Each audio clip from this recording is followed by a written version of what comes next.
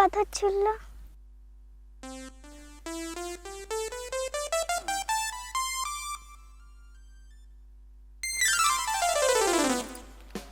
ও তুমি? তা কোথায় যাচ্ছ প্রভু? দেখো রাধা, আমার কিন্তু অনেক লক্ষ্য। আমি তো গুরুকুল যাচ্ছি। তোমার অনেক লক্ষ্য থাকতে পারে, আমার কিন্তু একটাই লক্ষ্য। তুমি আমাকে না বলে চলে যাবে তবে? আমি জানি আমাকে বলে গেলে তুমি অনেক কষ্ট পাবে।